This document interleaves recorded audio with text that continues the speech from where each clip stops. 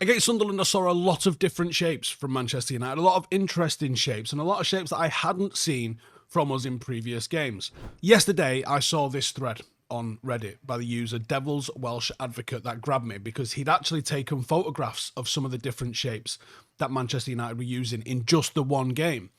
And you'd be amazed how many different shapes Manchester United used in just one match. And I think it perfectly captures where United are right now under Ruben Amorim. The ideas are there. The patterns are there. Yet one flaw keeps turning this attempt at control into chaos. So stay with me, because in the next few minutes, I'm going to walk you through exactly what those shapes are that United used, why I think Amorim uses them, and the one adjustment that I think would unlock this whole party and bring it all together. So number one, what is Amorim trying to build? So when you think of Amorim's football, you need to think of it as phase-based rather than formation-based.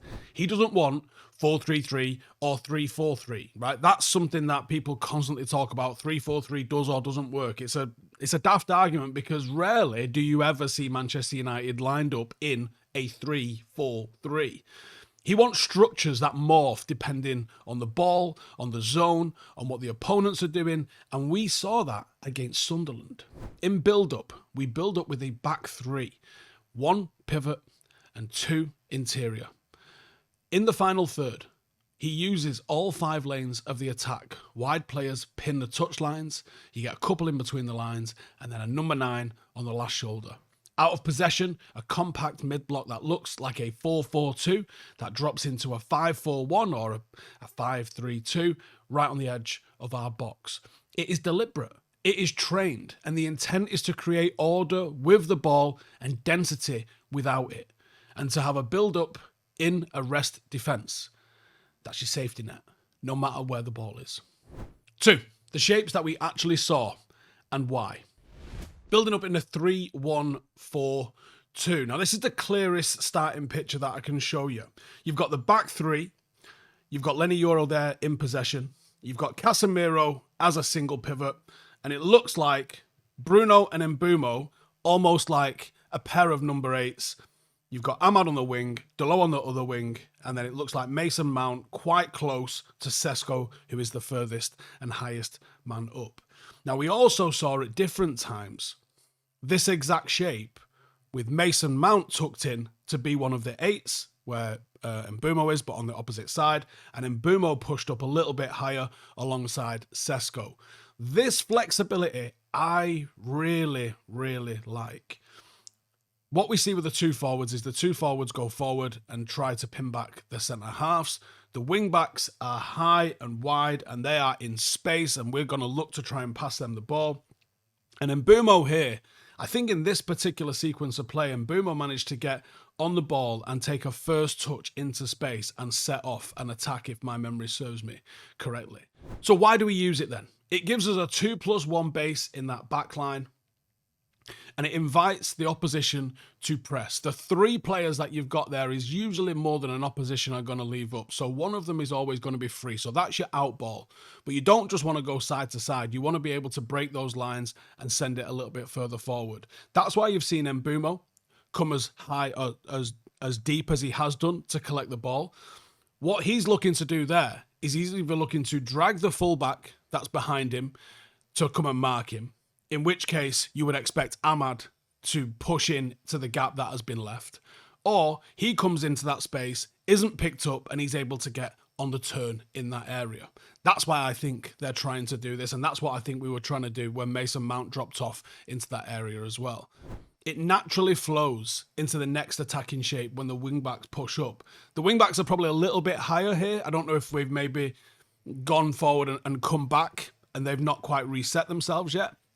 They're probably a little bit higher than you would want them in this area, but that's a good illustration of what Manchester United are trying to do, where they're trying to find overloads. There's places on the pitch there where Sunderland are doubling up on players or marking nobody, and that's absolutely fantastic because that means that if someone's marking no one, one of our players is in space.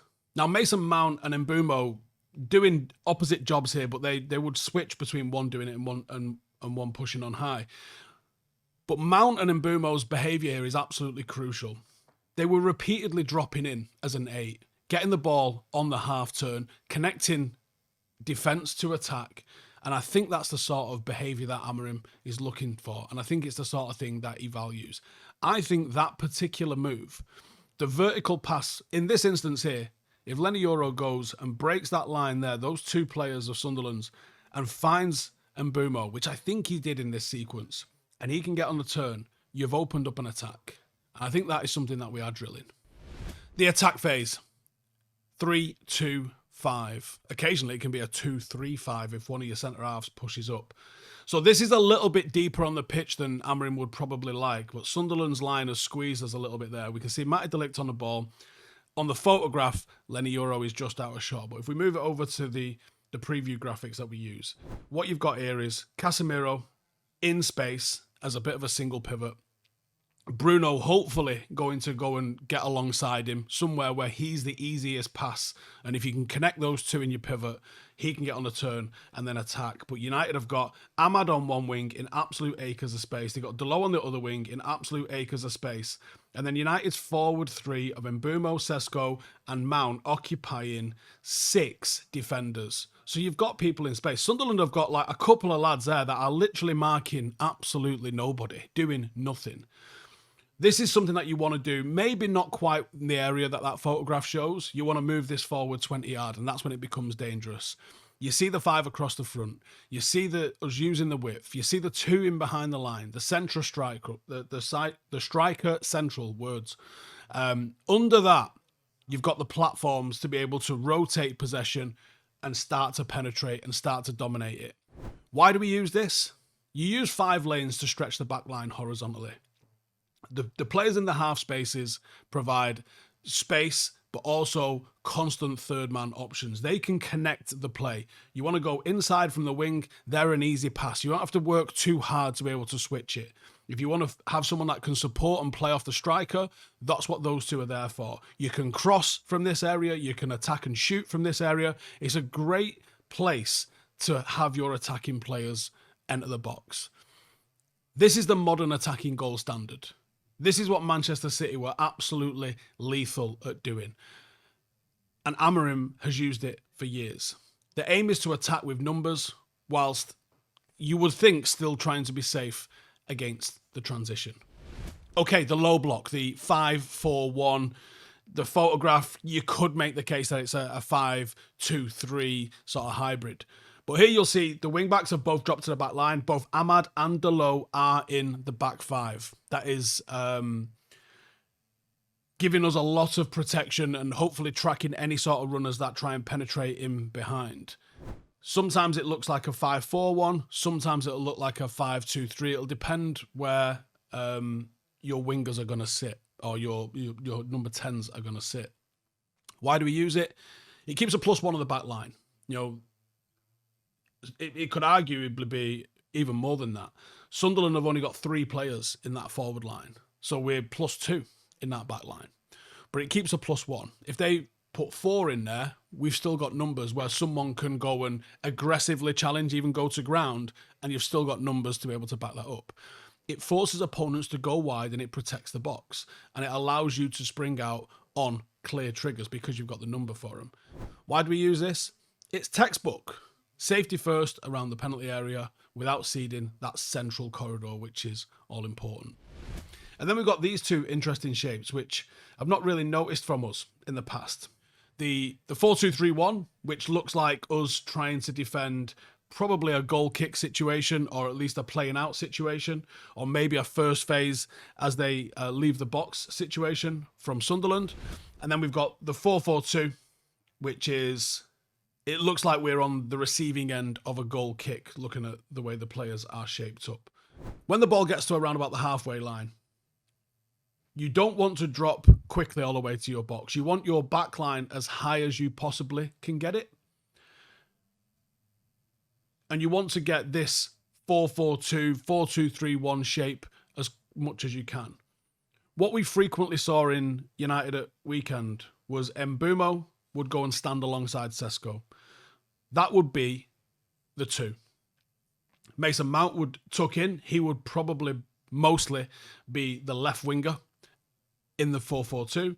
Ahmad would be the right winger. Dalot would drop all the way to the back line. Lenny Euro would be the right back. And then Bruno and Casemiro would be the middle two in your 4-4-2. Why do we use this? Again, screening, that front pair block the central access. It's traps. You steer play to the sideline and then try and press it. And it's compact. The distances are very, very short. You can press. You can put pressure on the ball at all times. And you make it very, very difficult for people to nip passes in because your distances are very, very close. All of this is consistent with the sort of things that we used to see with the sporting teams. And that's what we're seeing in these photographs. And then back to this photo then, the 3-1-1-5 or the 3-4-3, depending where your wing backs are going to place. The logic here is identical. The 3 at the base, 1 in the pivot, the 8 a little bit further ahead, the 5 occupying the front line. It's bold, it's aggressive, it's probably a little bit further back than Amorim would want them to be into this sort of shape, but it pushes Sunderland back and it gets us ready for those second balls. Why do we use this one again? We're overloading the back line. We have a free corridor between midfield and attack, and it retains that little bit of a safety net. So the shapes are real and they are coherent. Amorim is absolutely evolving United. But where's the recurring issue? So from the shape that we've seen here right now, where you've got the back 3, some distance then to Casemiro and to Bruno, who were both quite high, and then the rest of the wing backs and the forward 3 pushed up right against Sunderland's back line. This is the problem. When United lose the ball, Casemiro and Bruno both step forward to press at the moment of loss. I could call it instinct and say that that instinct is admirable, but it's also the trap. And it's the one thing that Manchester United have to change. And it's not personnel, I don't think. I think it's orders. I think it's what Amorim is asking them to do. Because both go. And the space immediately in front of that back line is empty. One clean vertical pass and Sunderland or whoever are sprinting into acres. This is the goal we saw against West Ham in pre-season, and this is what we were still being counted on this weekend. When we attack, it's with a 2-3-5 or a 3-2-5. A forward pass bounces off, a wide combination breaks down, someone loses control, slips, there's a good tackle from the opposition. Bruno reads that loss as a trigger to hunt, not screen. Casemiro, wired as a ball winner, steps up to suffocate. The pass goes beyond or in between them, and suddenly the back 3 are defending 3v3, 4v3, and are immediately overloaded. Is it a profile problem or a coaching problem? I think there's a way, especially when you compare to what Glasner's doing so effectively with Crystal Palace. They're still putting pressure on the ball.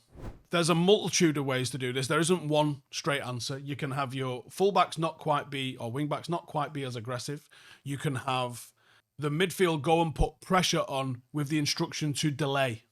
And I think the delay is a really important instruction. Not win it, not go get it back, but can we delay? That means that you slow that run down a little bit and you engage a little bit easier. And one of them's instinct is to go and screen and be a 4th defender just in front of the back line. And then as they enter your zone, you can try and put pressure on them. But you have to delay. And that's what Manchester United aren't doing. The 2 midfield are going, and it's the same whether it's Kobe or whether it's Ugarte as well. It's everybody is pushing on and getting after the ball immediately. If we change that one thing, because I can see the shapes, I can see the idea of what we are trying to do with the ball, and I think the shape when we lose the ball is okay, but the instruction feels like a flaw. It feels like it's the thing that's hurting us at the moment. If the fullbacks are going to be high and right in the final third, we need to hold the opposition up, slow them down. And those fullbacks need to bust a gut to get themselves back goal side, ball side, and slow those oppositions down. Because the one thing that's hurting United at the moment is that teams go from back to front against us absolutely rapidly. Now, is this fixable with a signing? Yeah, I think it is. A mobile screening number 6 that has the legs and the energy to defend large spaces, is aggressive in duels but positionally patient. Someone that's comfortable receiving under pressure and could start his own counters would be a very, very sort of useful addition. Ugarte can't necessarily do the dictating the ball kind of thing, but a Palhinha, maybe a João Neves, maybe not necessarily those names, but you put that player into the 6 here. Balaba's name's been mentioned, Wharton's name's been mentioned, and I think this all really does start to come together real nice. The other option is a genuine box-to-box 8 with recovery pace. Someone that can push up to put pressure on the ball, but also return. Someone that can carry the ball 20, 30 yards to relieve pressure at times. Someone that can read their rest defence responsibilities and go, if he goes, I stay. But there's still the question of Bruno. Do we need to let him play where Mount played? Is the promising form of Mount going to make the continual selection of Bruno a conversation that Ruben Amorim has to have? Casemiro's not going to be long a Manchester United player. Is Bruno? Those are the questions that still need answering. I don't think Bruno is an issue, right? I think the work rate of him, the attitude of him, I think it's all fantastic. I just think he's a mismatch between instinct and the demands of that role. He is an exceptional presser of the ball. He is a final third risk taker, but United don't need him to be the first to press and the primary connector and a pivot. That's a handful of jobs there that he's not naturally suited to doing. Change his role. In settled possession, allow him to push higher. Allow him to ghost off off Sesko, be the second striker. Give him that, red light, green light rule almost. Green to press, and red if the loss is central and maybe you just need him to get back or delay. Rest defence. Make sure we have a 3+2 rest defence whenever both wing backs are high. So if Bruno wants to go high and it's on the right hand side, maybe Ahmad has to tuck in. If the ball's on the other side, maybe Dorgu tucks in. But as long as we've got 3 and a 2 behind, he can get forward and do what he wants. And then he can dictate stuff in the final third. I think you have to find a way to unlock Bruno's creativity or put guardrails on the things that he's allowed to do so he can be the creative playmaker but not hinder the team. You can still get the pressing in turnovers. You can still get whipped crosses, but you're just going to concede fewer 50-yard territory losses when you lose the ball. Now, how much of this system and the shapes that we saw at the weekend are trained and improvised? Christ, get my teeth in today. Now, there's clearly a lot of trained principles in this. The back three and build-up, that's absolutely what they're being told to do. The single pivot coming close, the 8s and 10s occupying the half space, the 5-line occupation in attack, the 4-4-2 mid-block when we're on the ball side trying to squeeze it and be narrow and compact. They're not accidents. That's repeatable team pictures. I think looking at who stays alongside Sesko, looking at who stays as the pivot when possession is lost, looking at what we do on the near side when pressing or delaying, I think looking at the distances from the last line to the midfield, I think all of those things can tell you this is exactly what we're trying to do. So I don't think it's necessarily cohesion problems. I don't think it's an ideas problem. I think there's frameworks here that allow the players to play within them. But there's sometimes habits are being fallen back on in stressful moments of the games. Bruno has a tendency to go hunting and chasing. Casemiro has a tendency to step. Everybody else starts to scramble if both of them end up on the edge of the D, because they frequently do. But with time, with reps, and maybe a more mobile number 6, maybe those habits can get reshaped. But I would implement a few rules just to make us a little bit more robust. If the wing backs are high, the pivot has to stay. If one of the pivots wants to go, one of the fullbacks needs to come in. Second rule, I would say anytime we lose the ball centrally, the nearest pivot has to delay. Don't try and tackle, just delay. 2, can you delay the ball's forward progression for 2 seconds? Can you force them to dribble to a touchline? Can you force them to pass it backwards or sideways? Can you just stop the ball moving for 2 seconds? And at the same time, if that midfielder is stopping the ball progressing forward for 2 seconds, I want to see the rest of the team sprinting back to get back into shape. Rule 3, I think the far side centre-half has to step in midfield if the pivot does get up in front of the ball. Otherwise, he holds his line and stays narrow. Something me and Rio talked about on the tour. Rule 4, any backwards passes by the opponent, Bruno can hunt. If it's square or it's forward, he has to hold. Make it absolutely simple for him. And I think rehearse those things, practice the transitions, and suddenly counters where teams are just entering United's box at ease start to look like they're being a bit managed. And I think that's not a negative. But I was impressed, and I enjoyed looking at the different shapes and trying to figure out what they might mean, what we're trying to do in that instance. There's still that glaring issue for me, which is the transitions.